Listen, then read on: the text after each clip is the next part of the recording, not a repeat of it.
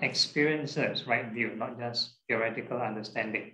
A person can have theoretical understanding, but if they do not see this or do not experience this inner peace or inner joy, then whatever labels is not end up full of greed, full of anger, then it's kind of futile.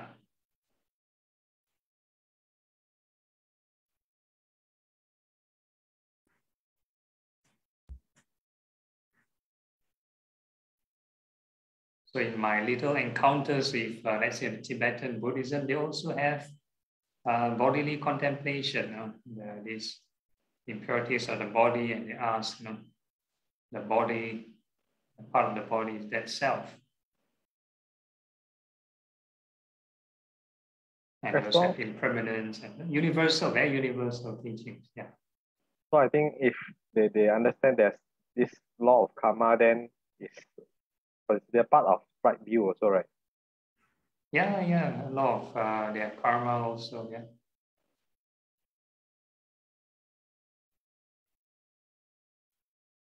But then again, karma is somehow not really, mentioned in this definition, in this Eightfold Path or the Four Noble Truth. Is not really part of right view, yeah, karma.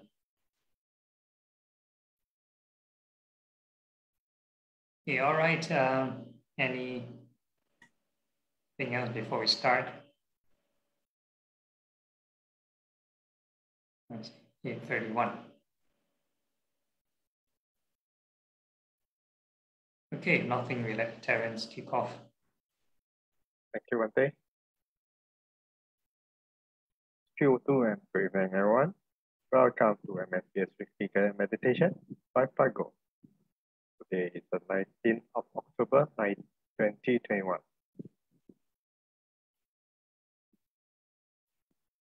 So, MSBS is very grateful to have with us Bhante Adhibalo, popularly known as Phra Goh.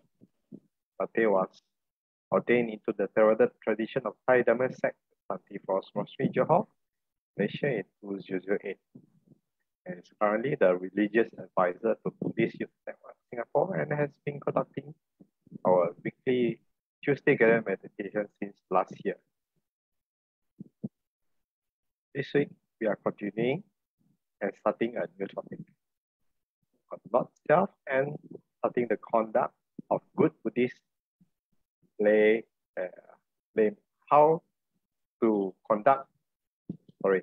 how to be a good lay Buddhist. Bhante will be leading the homage to Buddha and taking a 5% for Buddhists.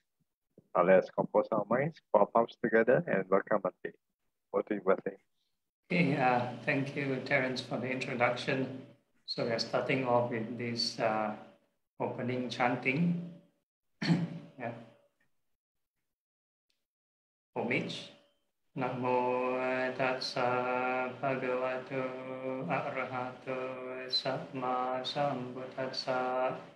Namo tassa bhagavato arahato samma sambuddhassa. Namo tassa bhagavato arahato samma sambuddhassa. Three refuges. Buddhang saranang gacchami. Dhammang saranang gacchami. Sanghang saranang gacchami. Dutiyampi Buddhang saranang gacchami. Dutiyampi Dhammang saranang gacchami. Dutiyampi Sanghang saranang gacchami. Tatiyampi Buddhang saranang gacchami. Tatiyampi Dhammang saranang gacchami. Tatiyampi Sanghang saranang gacchami. And 5 precepts. Panatipata Veramani Sikkhapadang Samadhiyami. Adinadana Veramani Sikkhapadang Samadhiyami. Kamesu Michachara Veramani Sikkhapadang Samadhiyami. Musavada Veramani Sikkhapadang Samadhiyami. Sura Meraya Manjapamadhatana Veramani Sikkhapadang Samadhiyami. Sadhu, sadhu, sadhu. Okay, good evening, everyone. So tonight, again, we might be concluding this session very soon. This is on this Anatta Lakkhana Sutta, the discourse on non-self. So basically, this the doctrines, the teachings or reflections on how to reduce this ego. Yeah, very important for meditation or the sense of selfishness. Yeah, because normally we extend our self or this ego to whatever we associate with. Yeah, like our clothes, our house, our property. So initially, they weren't ours. All these things weren't ours. Once we associate with them, then it becomes ours or part of yourself. Then it becomes very hard to detach. And this is basically the discourse on how to practice this detachment through this reflection. So again, just nice, this week is the end of the rains retreat, very timely, 3 months after the first rains retreat of the Buddha, right? He gave this sermon to 5 disciples, and all the 5 disciples got enlightened. I'm not sure about y'all, but depends on individual. Hopefully, this might impact in some of your practice. Okay, next. Okay, we're going to skip through most part of it. So basically, this like the logic. We can move on. Yeah, on how to reflect. The logic being that if you said the 5 aggregates, the form, that means something tangible, form, feeling, your emotions, perception, your mental formations, which are your thoughts, and your consciousness, basically your attention. So all these 5 things, the Buddha mentioned they are not self because you cannot control them. And they're subject to impermanence, subject to, they're always subject to change, right? You cannot control it. And if you have expectations, you control it, you will suffer. Yeah, next slide. And so this is like the working, the Q&A session between the Buddha and the monks on how to derive this conclusion on the practice of non-self. And because it is subject to change, subject to suffering, therefore it is not truly yours, not originally yours. So that's the logic. So any time when we do the meditation, as long as we feel stressful, then that stress, you have to reflect, is not self. Any anxiety, not self. Any kind of change, not self. Yeah, so this way you practice detachment, and it's a bit like a filtering process. So the mind will get lighter and lighter and calmer. Yeah? Okay, next. And we talk about how to apply. So it's not just theoretical thinking, but application. So you can apply this regardless of thoughts of the past, present, or future. Right? Maybe think of the past, think of the hairs falling or growing, think of the past of the body, decay, birth, and death. So past and future. Present moment as well, you can reflect on this impermanent, suffering, non-self. Internal or external, can be within your body or outside, blatant or subtle,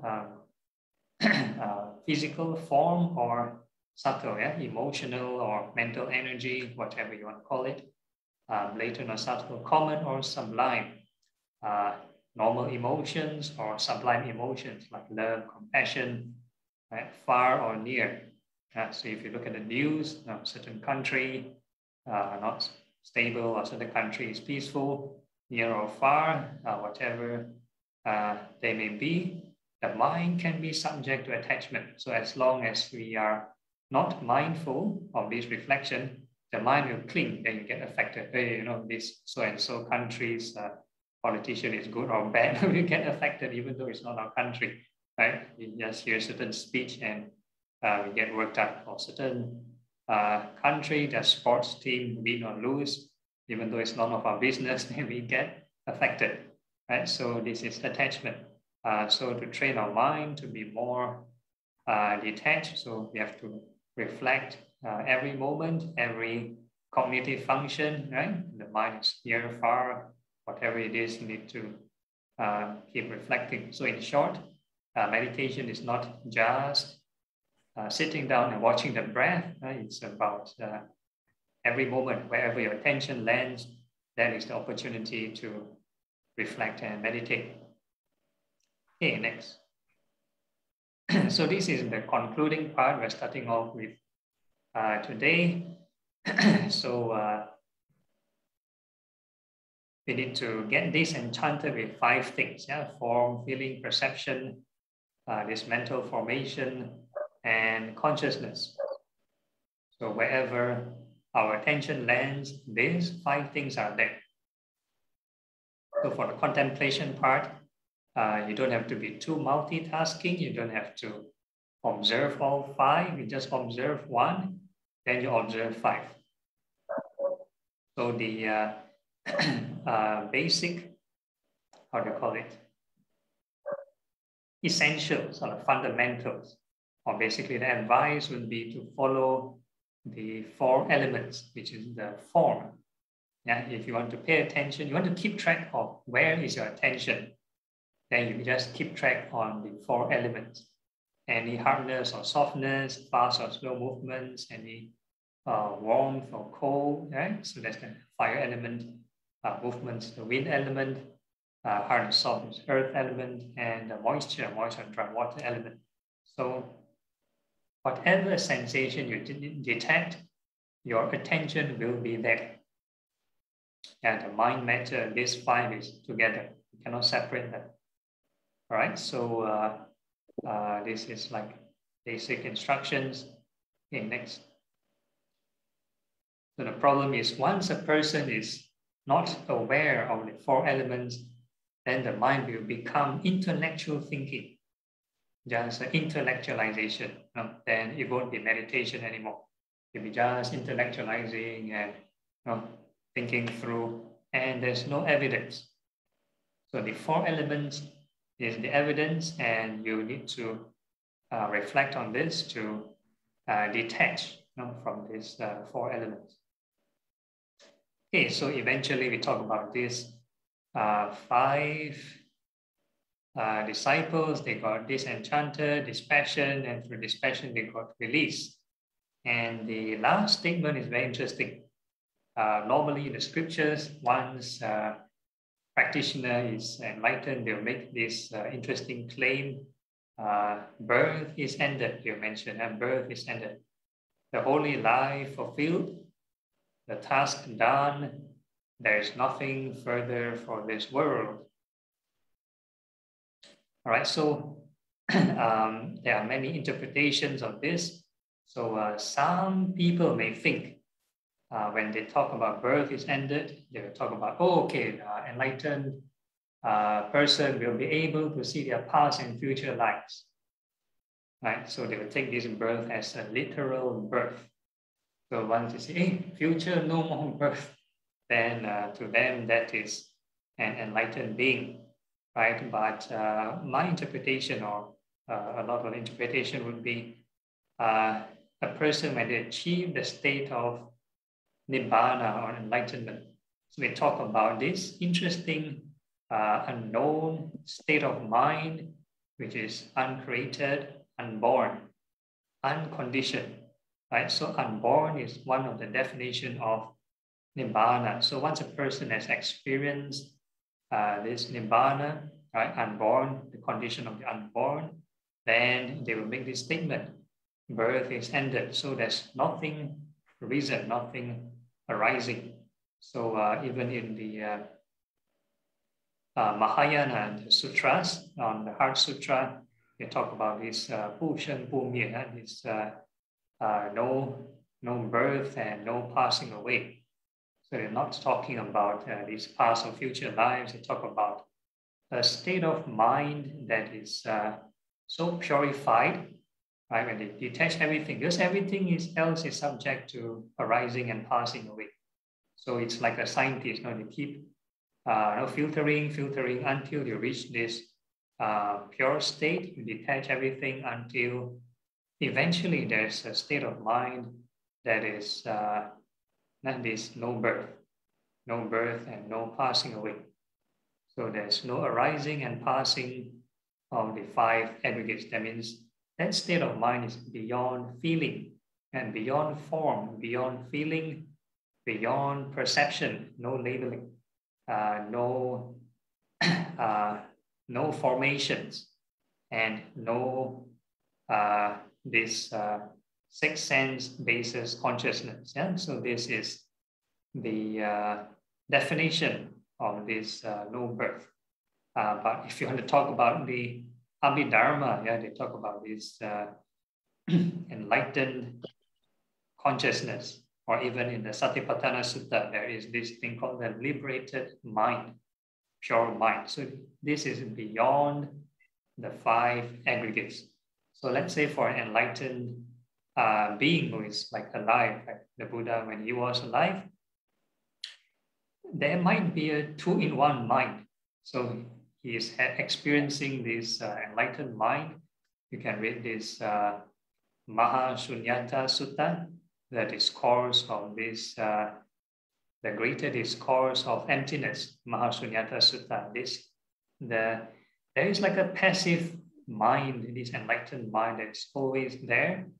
And at the same time, there is the normal functionings of the normal cognitive functions, the normal mind.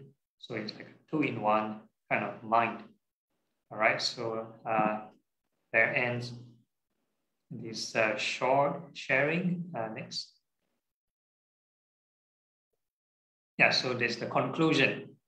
So they are delighted in the teachings. All five monks are enlightened. Yeah, so I end this particular scripture. Before I move on, any questions from the crowd before we start on a new topic? Is everyone happy with the previous topic? All clear? We don't left any stones unturned. Okay, if not, then we move on to this Sigala Sutta. So how is this related? Because in the past two series actually is related on this greed, hatred, delusion, overcoming greed, hatred, delusion. We were talking about avoiding certain things which may be harmful to our practice. So like things like avoiding cliffs, dangerous areas, avoiding wild, dangerous animals. So one of them is avoiding bad company, bad friends.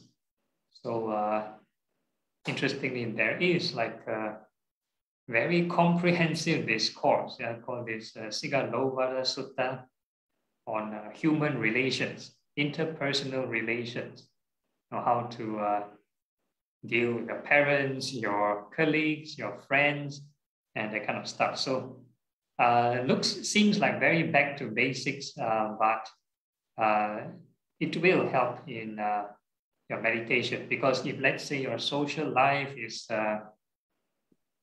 very in a mess, it's in the turmoil, you mix with wrong company, your life is ruined emotionally, financially, whatever it is. You ain't got time to think of practicing, right? You have no mood to want to talk about meditating. Therefore, we cover this topic. All right, so we move on. So there is this story of this person called Sigala. So the name of this scripture, Sigalovara Sutta, is from this story. This person, Sigala, he happened to be outside of his house and he is worshipping 10 directions. Yeah, north, south, east, west, northeast, northwest, southeast, southwest, and above, below. So all directions he is worshipping, and the Buddha happened to walk past and saw what he was doing and asked him, "Oh, why are you praying? You're not praying to any object, not praying to the heavens, not praying to the spirits. Now, why are you praying?" Then this fellow, Sigala, said, "Oh, his father, before his father passed away, asked him, made a request, asked him to worship all these 10 directions. And he has no idea why he needs to worship the 10 directions. He's just blindly following his father's instructions. And the Buddha, out of compassion for this person and seeing this person is has potential to develop to a more wholesome person, decided to give him some advice for a lay person how to build up his fundamentals in this social, interpersonal kind of relations, right? So he started off, right, sharing with this Sigala. He said, "Okay, this is not how you worship the 10 directions. This is for a noble person, a wise person. They can worship the 10 directions a different way." So the Sigala is very curious, very interested. How does a noble disciple worship these 10 directions? So the Buddha started off with this precept. Earlier on we chanted, right, avoiding certain things. But interestingly, in the past, earlier on in the Buddha's life, there's only 4, not 5. So I'm not encouraging the 5th one, which is taking of intoxicants, which is eventually later included in the precept to avoid making the mind heedless. And once you are mabuk, you are not aware and you might commit all these negative things. So we try to avoid the intoxicants as well. So we avoid this killing, stealing, sexual misconduct, lying, and these intoxicating drinks and drugs. So we avoid all these things. So makes our life more guilt-free, remorse-free. Right? So once the mind is like in a good shape, also will help you in your meditation. Okay, next. Okay, so this one is on the rationale, right? Intention behind committing these 5 precepts. So not just the 5, anything that you do that's based out of desire, greed, anger, ignorance, and fear, you need to recheck yourself. So it's not just about physical acting, right? The person can just don't do anything. But that doesn't mean the mind is free from this stuff. Okay, we don't talk about ignorance. Ignorance is a bit hard to overcome, very hard to detect. Right? Earlier on in the series, greed, hatred, and delusion. Delusion is born out of greed and anger. So as long as you check on your greed and anger, then I think that's good enough. Right? So fear is also a sub-branch of anger. Man. You want to push away, you want to reject, but it's a different kind of emotion, and you want to avoid. Okay, so these are these 4 things that you can check on your mind. Okay, next. Okay, so now we talk about money. So I'm not a wealth guru, but this is the Buddha's advice on financial management, wealth management. So these are like 6 things to avoid, 6 things to safekeep your wealth. So like in this pandemic, some people say, their business not doing well. So this one will help you to save, don't anyhow spend on these things. So there are 6 things that will dissipate your wealth further. So first is intoxicants, right? That's why you have these precepts to avoid these intoxicants, save your money. Next is sauntering in streets at unseemly hours. That means don't hang out too late in the dark, right? 3, frequently theatrical shows. Yeah, so so in the past, last time there's no Netflix, so they have to go out for 2,500 years ago. They need to go out to a theater to watch a show. So the modern context will be very different. So the whole idea is not to get too hooked up on entertainment. So once you're addicted, then you want more entertainment. Then you keep paying for more services. So this is to reduce this addiction. And the 4th, indulging in gambling. Right. 5th, associating with the evil companions. So this is the one we talked about in the previous series, avoiding these unwholesome companions. And the 6th one, habit of idleness. That means being lazy and procrastinating. Right? So these are the things that will make you lose your wealth. Right? So this is ancient advice. You may find it in some modern wealth guru. The Buddha thought of it like 2,500 years ago. Right? Okay, next. So some people may think, hey, Buddha is a monk. I'm a monk. How can we teach about financial planning, right? Because we don't handle money. Right? But the Buddha, when he was a prince, I believe he learned some financial management on his treasury, on accounting. He has all the best tutors. He also talked to many businessmen. Some may even attribute to the Buddha recollecting his past lives when he was a very successful merchant. Does his business and so on. So probably these are nuggets of wisdom throughout many past lives of collection. Okay, so these are the 6 things. So earlier on we talked about 6 points, right? So this is the first point on this intoxicant. So each point has 6 sub-points. So the intoxicants alone have 6 sub-points. The third, sauntering on the streets at late hours, also have 6 sub-points, so on and so forth. So we are now talking about these intoxicants.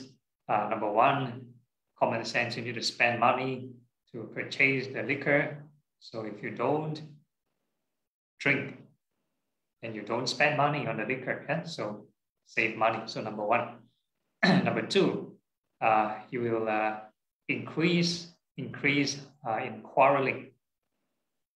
So it will affect your mood.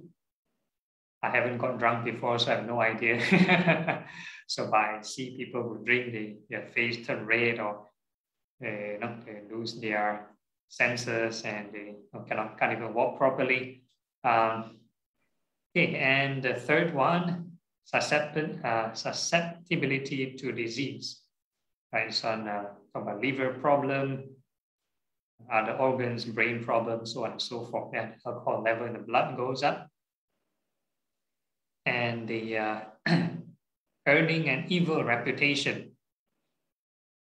So a person gets drunk too often. Sometimes your word not reliable. So sometimes people ask you, what happened at this time? And you say, at that time I'm drunk. People won't trust your your observation, because you're not sober. You might see double vision and you can't see clearly, or you might be, unconscious. And number 5, shameless exposure of the body. So if you're semi-conscious, you may act weirdly. And number 6, weakening of intellect. We talk about if you're too drunk, the alcohol level in the blood might affect the brain, damage the brain cells. So that might affect your response and so on. Okay, so these are the 6 responses. Now it's 9 o'clock. I will end the theoretical sharing here. So I open the floor for Q&A. So small little tips here and there. So I never charge any fee for this wealth management. All okay? It's a free seminar. About the, yeah. Maybe I have a question back to the previous topic on non-self. So you were talking about the Pushan Punya, where it's a state of purified mind, where they are liberated from all forms of feelings and everything. So do they still care about this world? Yeah, the Buddha mentioned there are 4 kinds of people. The first kind, or the best kind, is they are able to help themselves and help others. So this is the best grade. Not just selfless, and they also can help others. So the next kind of person is they can help themselves but cannot help others.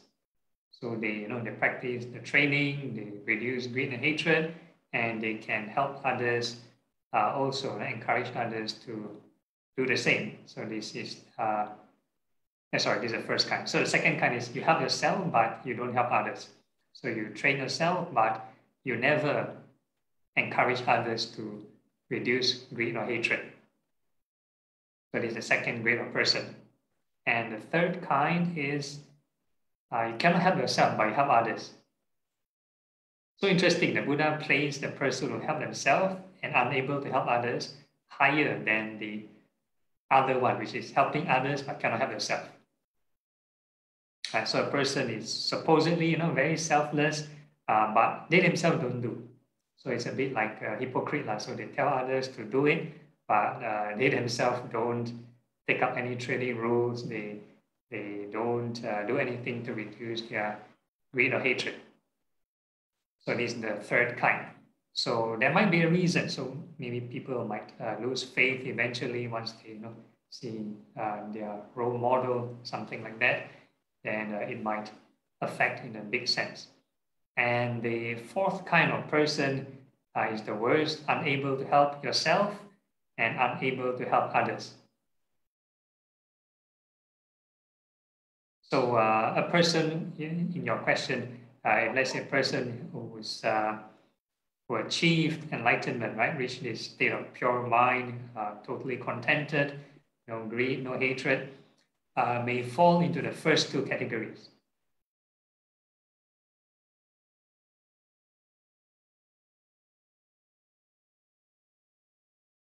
Okay. Okay. Yeah. Yeah, I have one following up on a question. Let's say Arahant, when you attain the Arahantship, right, you don't have the urge to do anything, to help others already, right? Do you have no... Not true. No then if that's the case, why did the Buddha want to help? Because there's compassion. Mm-hmm. Yeah. So there's a difference. There's wholesome desire and unwholesome desire. So in the Four Noble Truths, it is the unwholesome desire, unwholesome craving that causes suffering.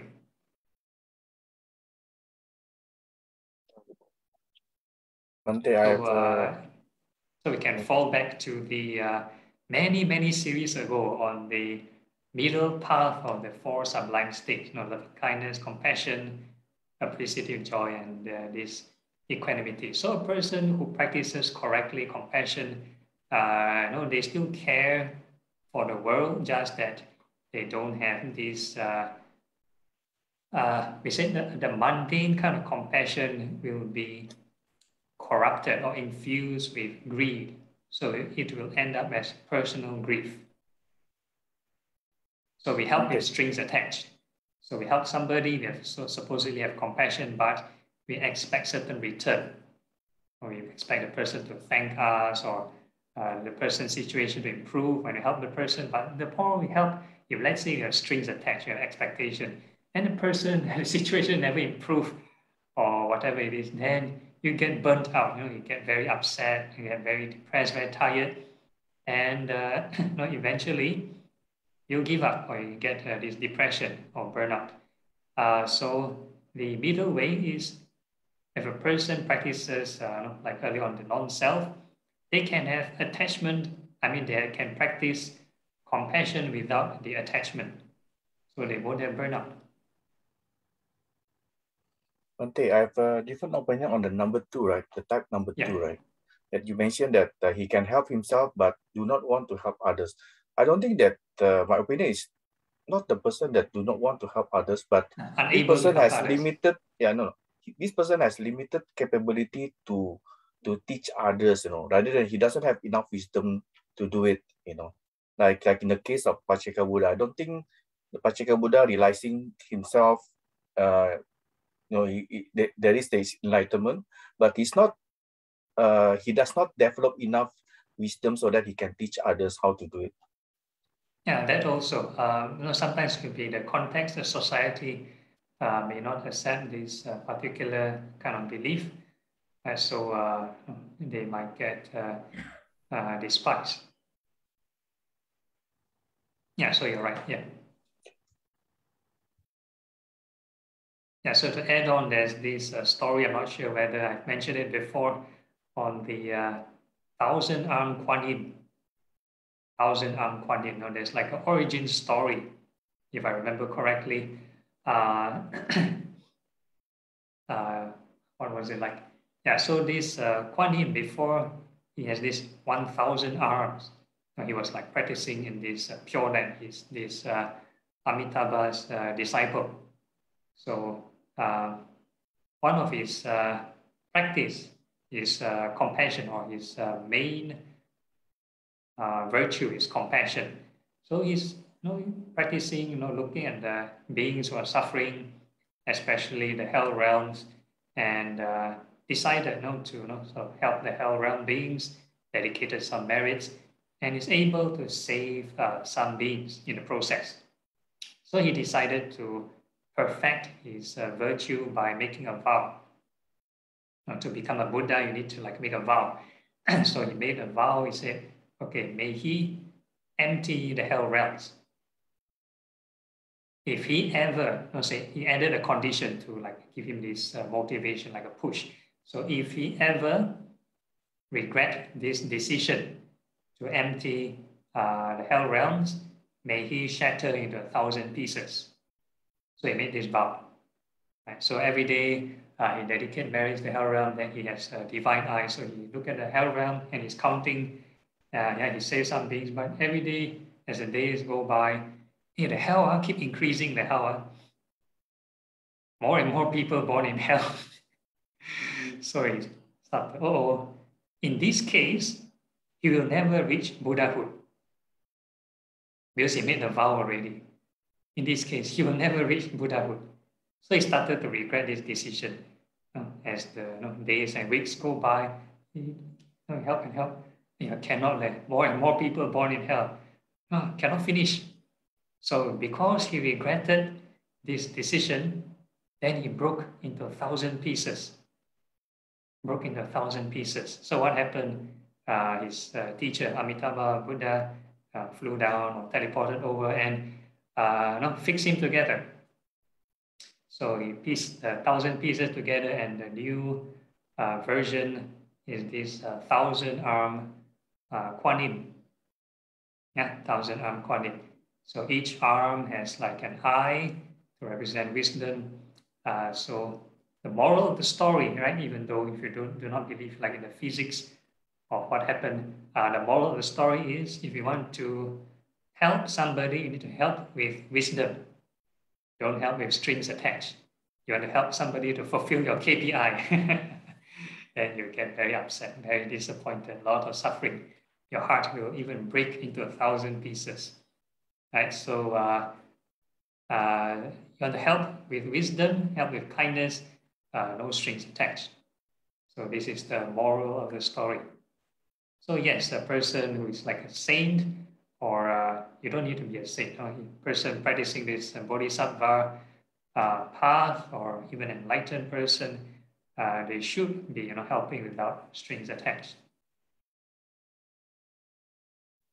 Okay, so hopefully that kind of shares the point across. Okay, any the questions? Ante, Yeah. Ante, it looks like there are many duties in the Sigalovata Sutta. Yeah. Because north is friends, south is your teachers, yeah, then the west is your spouse. So you have many duties to fulfill. Yeah. So right. we will cover that in future sessions. Yeah. Okay, thank you, Ante. Okay, no problem. I have one question, if you don't mind, Bante. Oh, okay, yeah. Let's talk about emanation, Bante. Okay, just now you talk about Kuan Yin, and I remember this because in the past, the Avalokitesvara, in Indian tradition, it was seen as a man, right? Actually, yeah. And then there is a statue. This is Avalokitesvara, and then after that there is Kuan Yin, which is also compassion, goddess of compassion, but in the form of a beautiful lady, a motherly, figure. After that, there is another one that, for example, the Dalai Lama, right? Is actually people say that, okay, he's an emanation of Chandrasekhar, which is also Avalokitesvara. What do you think about this emanation, that they can be a different form at the same time? Yeah, so if let's say those beings in that particular world system, if they develop these abilities, it's possible they can manifest in different forms. So that is one way you can look at it, like a real physical form. The other way to look at it is compassion can be manifested in terms of qualities, in terms of action.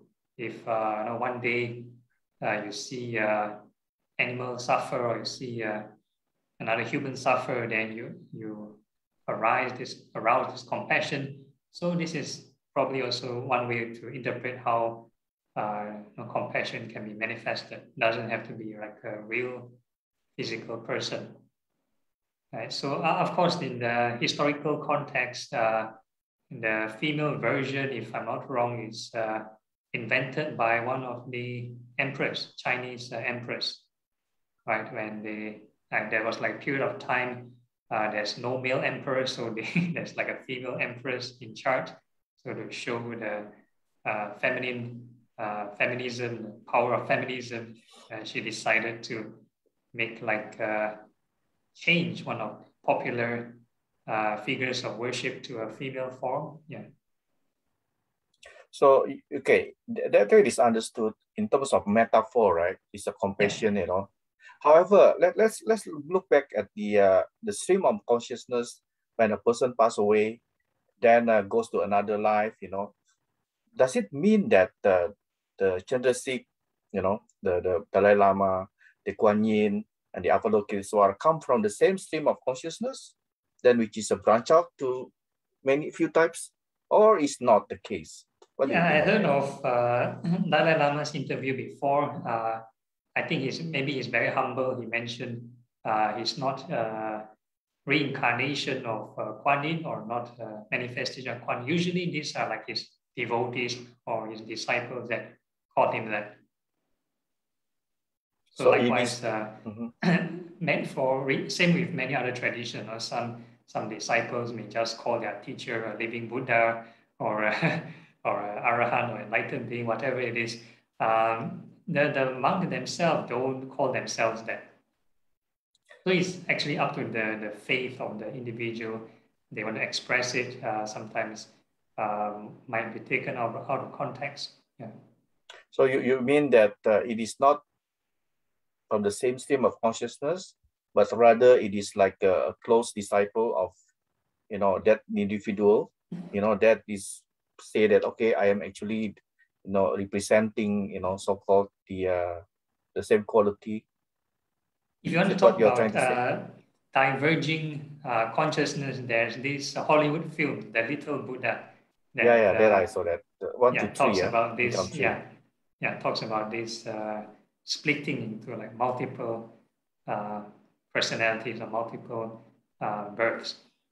So again, depends on which school of Buddhism you subscribe. So probably they might give a better explanation. Yeah, but not in the Theravada tradition, because I think it's believed to be 1-to-1, right? Yeah. One stream of consciousness become another person that is just 1-to-1. Yeah. Okay. Right, Bhante. Okay, no problem. Yeah, Catherine, yeah, something. Oh, hi. Yeah, I would like to ask about when making decision, about the ignorance part. Like what type of scenario that because ignorance, it may be like you are not aware. So does it make you like in guilt in that sense, or ignorance as in like you ignore other people, how other people feel? Yeah, very good point. So that's why the ignorance part we temporarily put aside. We just mainly look at greed and hatred. So these are more obvious kind of emotions, easier to detect. And sometimes we are not like an encyclopedia. No, we don't know everything all the time. So even in the Buddhist context, only an enlightened person, then they can overcome this ignorance. So it's all right if we have partial ignorance. The whole idea is try not to act or speak out of greed or hatred. Okay, thank you. Okay, no problem. Okay, any other questions? Okay, if not, we have like this 5-minute break. You can do your stretching or go to the washroom, and we come back for the guided meditation. Huh?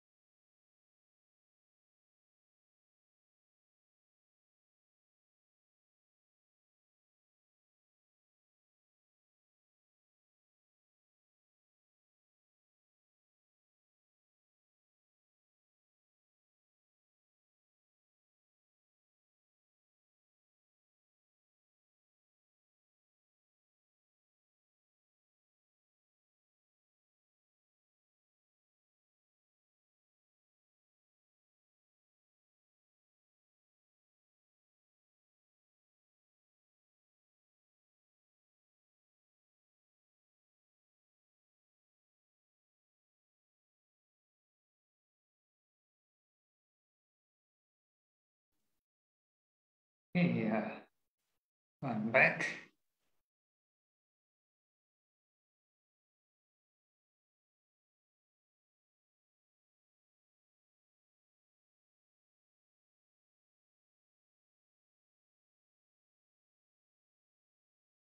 For those who have returned, you may turn on your video to show that you're here.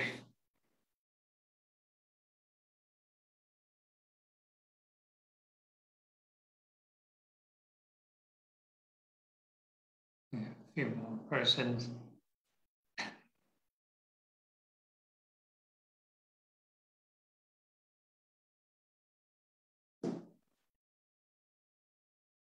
While waiting for Teresa, any? Okay, you're back.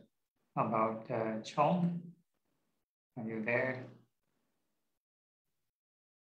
Yes, I am, Bante. Okay, so I guess we can start. We find a comfortable sitting position.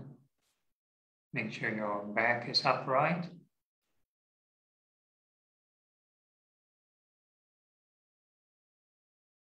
And you don't have to be like seated full lotus on the floor. You can be seated on a chair. And make sure you relax the rest of your body.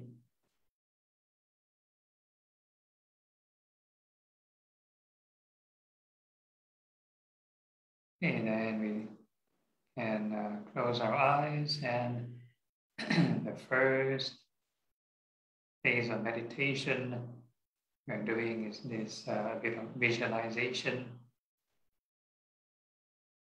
And we imagine anything in our head, then it is our natural tendency to cling on that image and becomes my experience. Yeah? And this sense of self or selfishness involved. So we do like a control setting first, control kind of training, and limit that imagination to just our body. Something easier to train with. And in our daily life, whatever thoughts that appear in our mind, and we can apply the same process and detach. Okay, so first we start with the hairs, visualizing the hairs, and we are going to wish the hairs well and happy.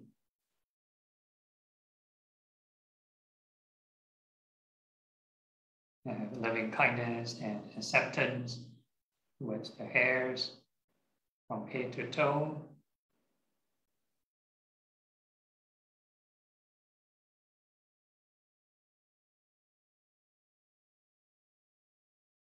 So every time you conjure up a new image or a new patch of hair, then you have to wish it well and happy.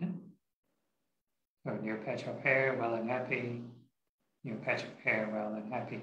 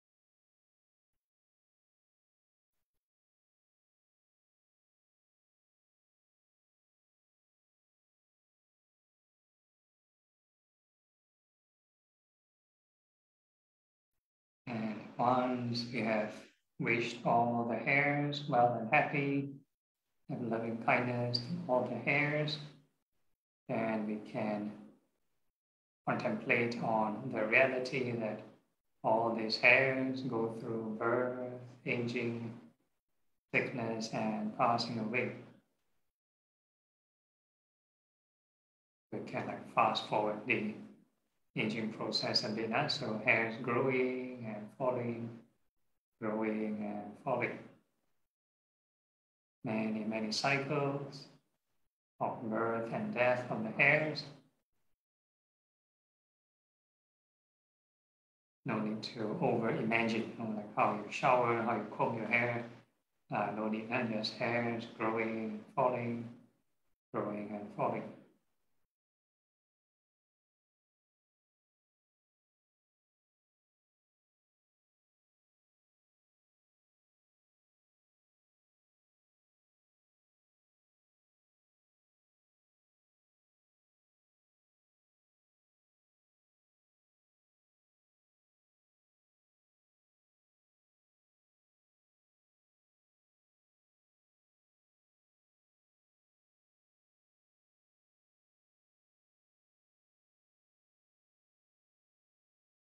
So the symptoms, if you do it correctly, if you have detachment, you should have certain inner joy or happiness.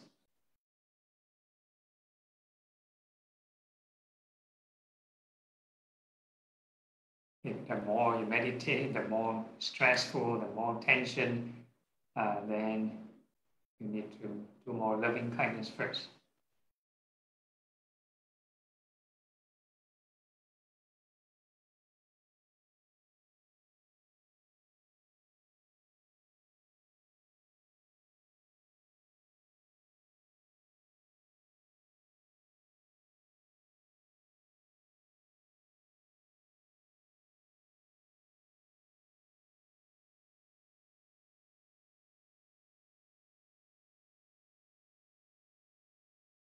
So this image of the hairs are accompanied by other mental factors.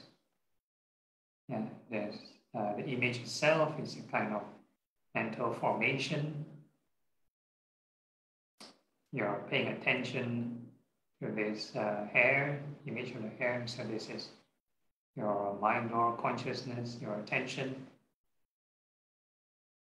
And there are feelings accompanied with the hairs. Either you find it pleasant or unpleasant.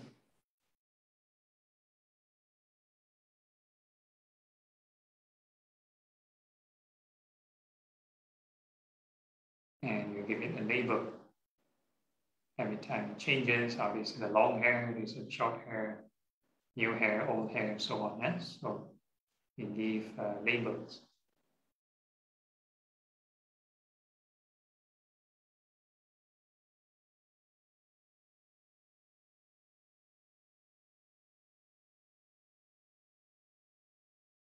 So all these cognitive processes, they are not stagnant, they come and go.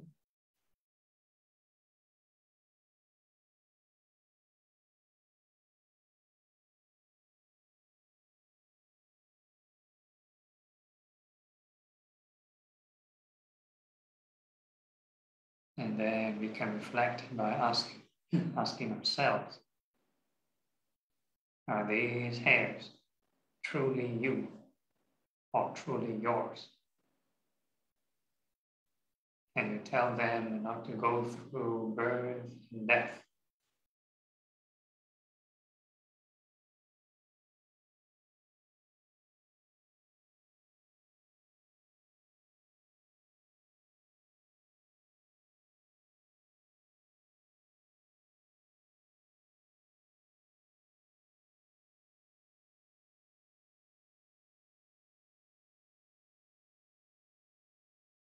And the next part of the body, we are visualizing the nails, fingernails, and toenails. And we wish them well and happy.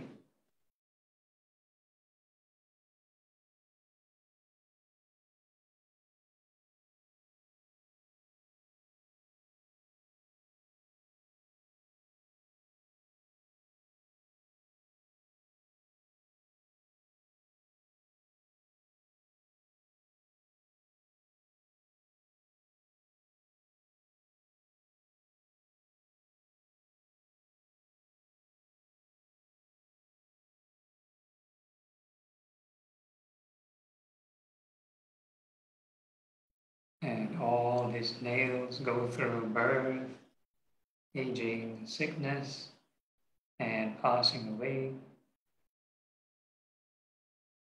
And they keep growing and falling, growing and falling, many, many cycles.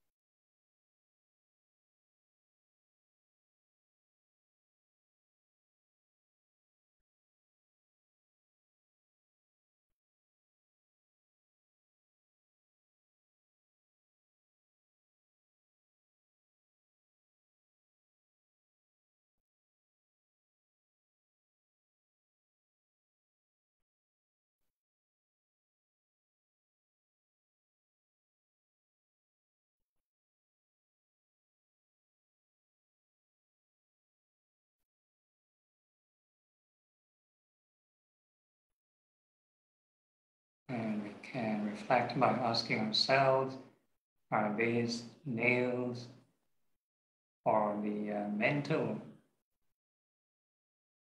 components associated with the nails, are they truly self? Are they truly yours?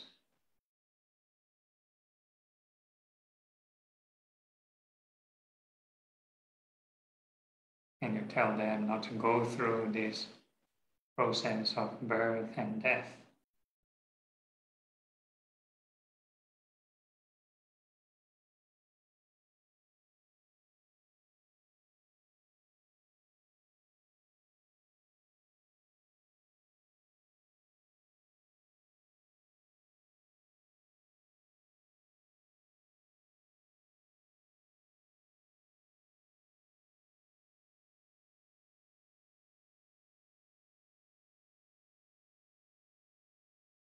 And the next part of the body, we are visualizing the teeth. We wish all the teeth well and happy inside our mouth, all the upper rows of teeth and the lower rows of teeth. May they be well and happy.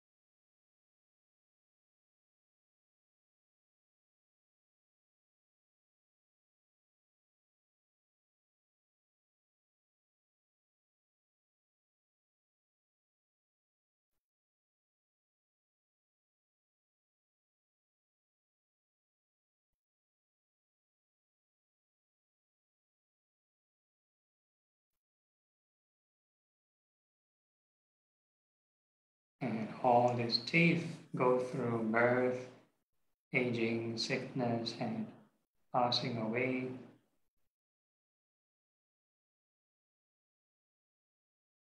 So the teeth are the most, they fall off twice. We're going to increase the times you think of the birth and death, then you can think of the cells and the bone cells of the teeth. They go through wear and tear all the time. It's going to keep replenishing and falling, growing and falling.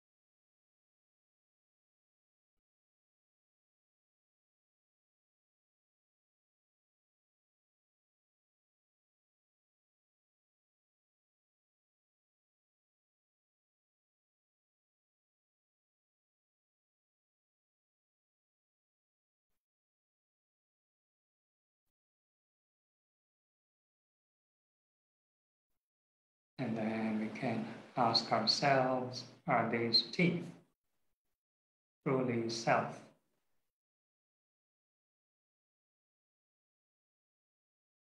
And before reflecting on impermanence, we'll think, oh, this is my teeth. Yeah? And the more we think of it, growing, falling, growing and falling, and you sort of like let it go.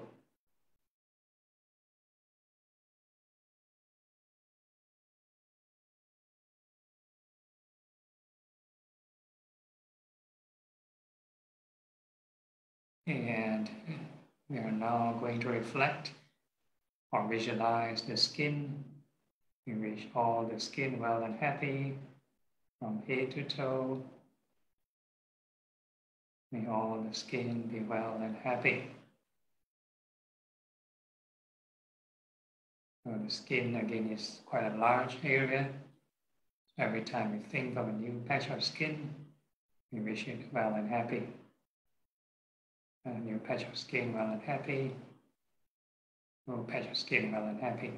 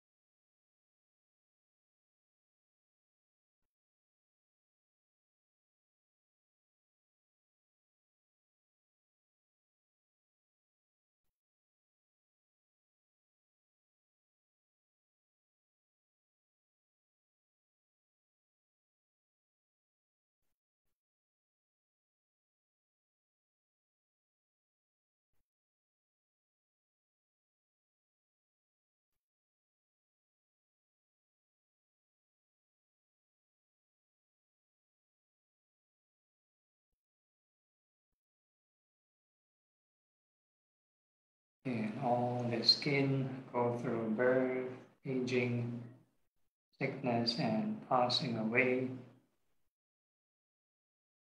And the skin keep growing and falling, many, many cycles.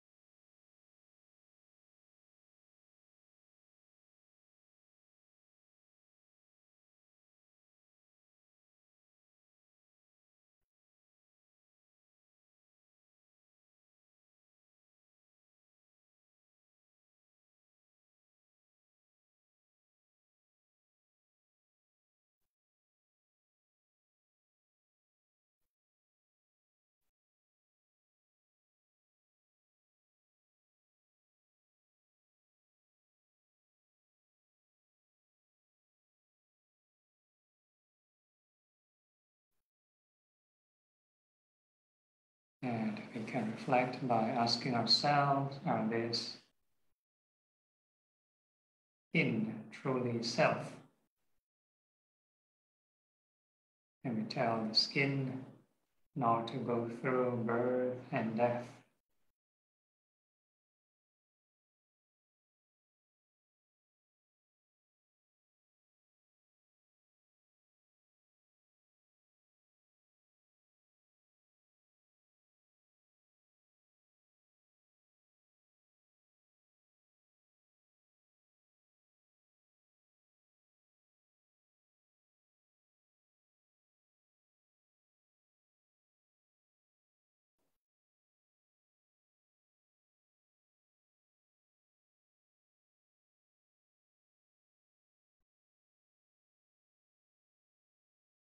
Okay, so these are all these subtle forms and training of the subtle forms, because it's in our heads and no tangible evidence. So the next phase of training is this 4 elements, yeah? Feeling on the 4 elements, or feeling the sensations, any tension, heat, yeah, movements, and whatever not. So these are real-time evidence, no imagination, no visualization. Okay, so now we are going to wish all beings in front well and happy. So whatever attention, whatever sensation you feel in front, just wish them well and happy.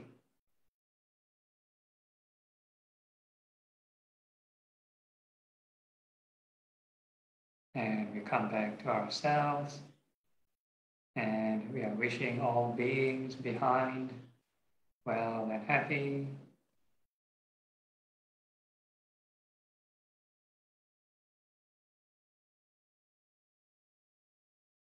And we come back to ourselves. Now we wish all beings on the left well and happy.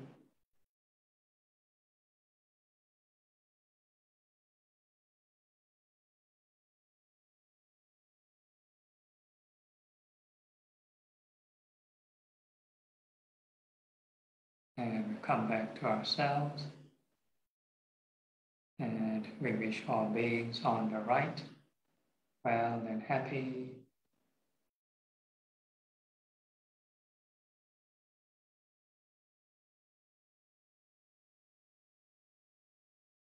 And we come back to ourselves. Now we wish all beings above well and happy.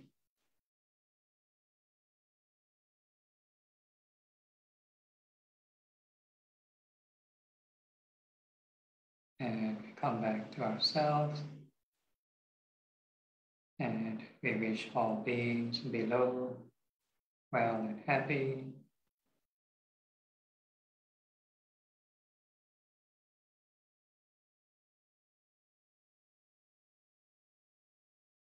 And we come back to ourselves. And this time round, we are feeling the entire body from head to toe with loving kindness. So all the sensations of the body, may they be well and happy.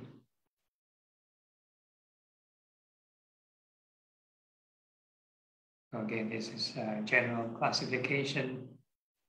4 elements with earth element represents any hard and soft sensations, fire element hot and cold, wind fast slow movements, and water moist or dry. So there's no need to deliberately generate the sensations, no need to control it, no need to hold on to it, and no need to push it away. So let them arise naturally by itself, and we wish it well and happy. In short, treat all of them as passerby.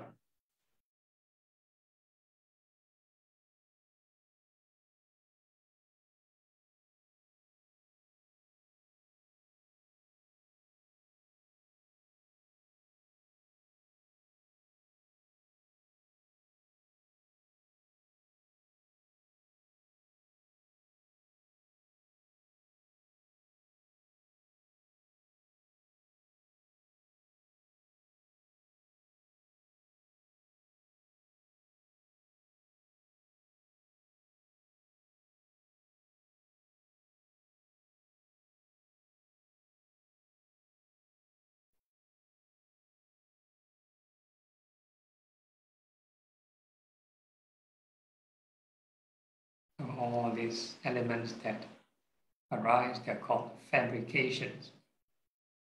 They form on their own.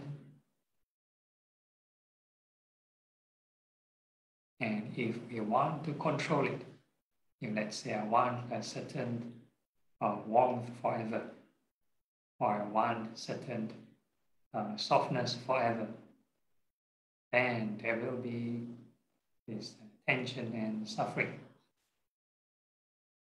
And once you try to control, then there will be tension.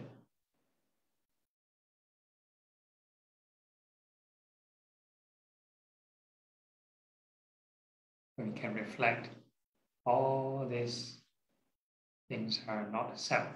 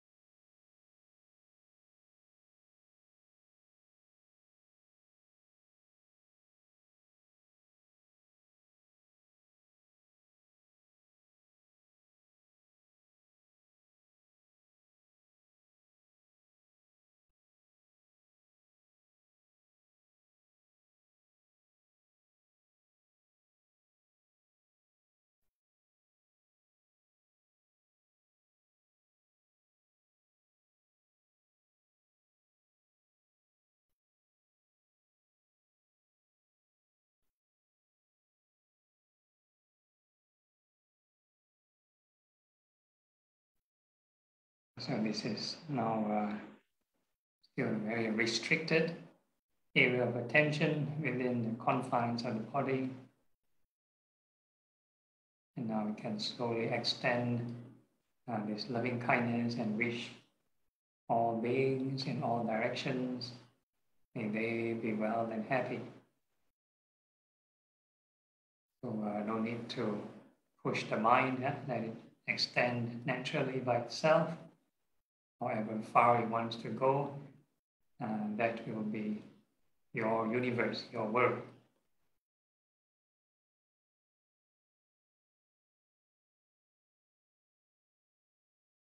And no need to over-imagine or speculate how many beings are there on earth. We just use the real-time sensations.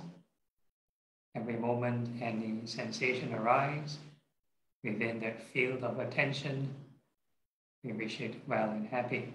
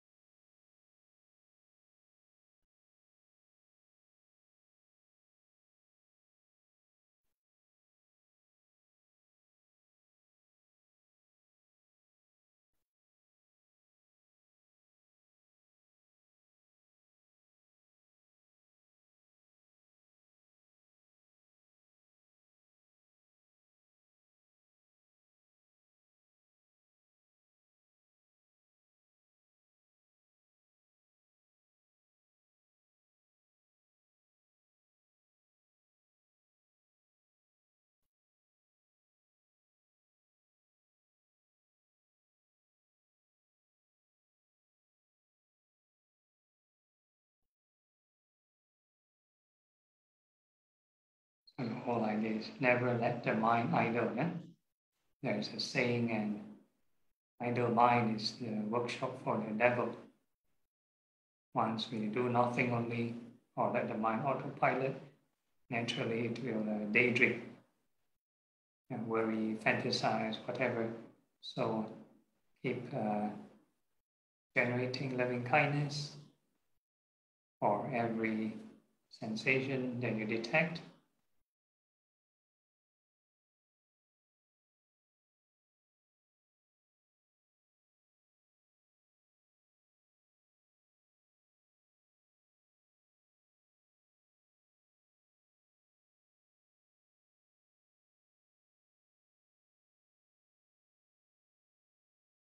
And the more you generate loving kindness, the calmer the mind will get. We are actually cultivating this boundless loving kindness. So it's not about pushing, not pushing the tension, because pushing will create this strain or tension. So that restriction is boundary. So this boundlessness is actually reducing craving. When we reduce the boundary of aversion, of this anger or hatred, then the mind will calm down,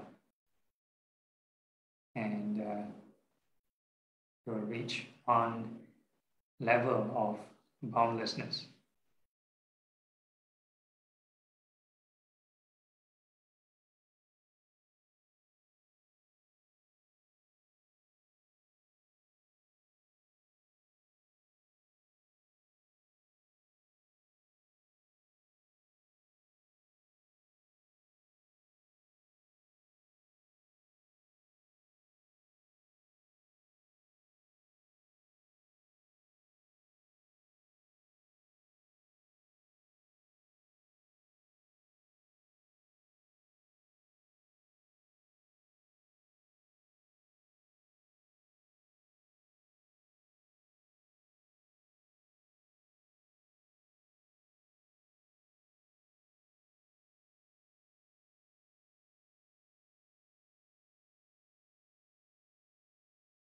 Sometimes any nice feeling or nice, not pleasant, quiet emotions, and it will arise this thing called delusion or ignorance. You believe that, oh, I want to stay there forever, very nice. So we want to purify the mind further, how to make the mind more unconditional, not to attach to any sensation, so we can reflect on impermanence. All sensations, they arise and pass away. All emotions, they come and go. Keep on reflecting on impermanence.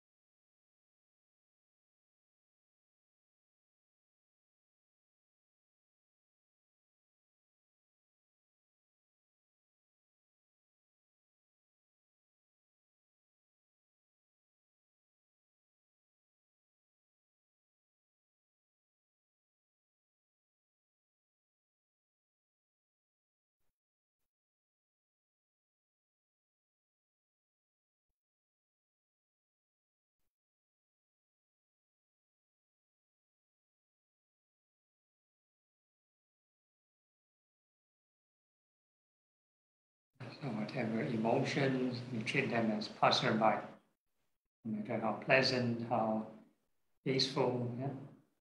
So we are not rejecting them. We note their presence. It's a symptom that you're on the right track, but we keep traveling on the path, which is this impermanence, and we keep detaching. Yeah?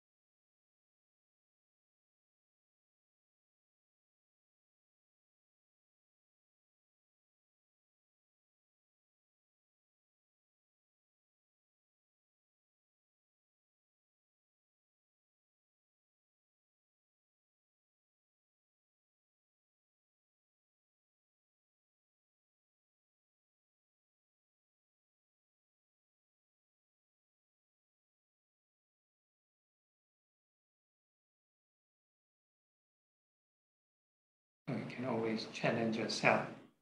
If you think you reach a quiet and peaceful mind, can this still be detached further?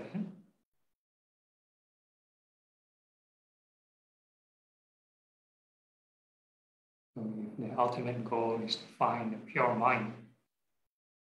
And it's a bit like a scientist. And this emotion, this formation, can be broken down further.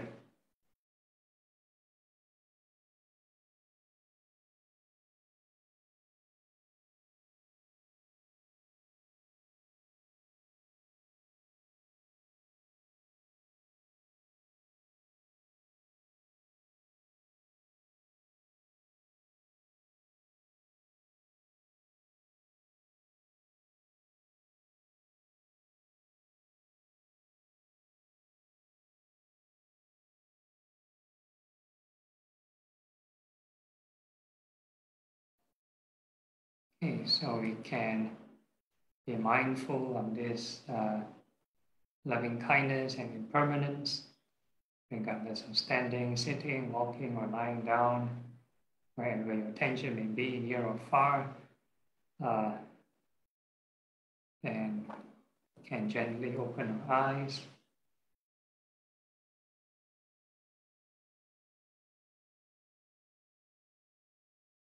So, we can, although formally end the meditation, but informally, still can generate wholesome thoughts outside of the sitting, and any other issues or problems before we conclude. No, nothing, all happy, all well, all happy. Okay, then we can end the session. Terence?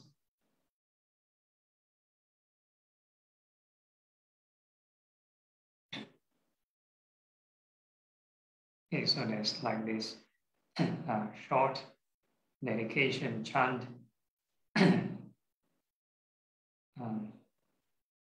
Akasata Japumata Devanaga Mahitika Punya Tamanumoditva Chirang Rakantu Lokasasana Vedavata Jabhi Sapada Punya Sampada Sabe Deva Sabe Kuta Sabe Sata Numodantu Sabha Sampadi Siddhya.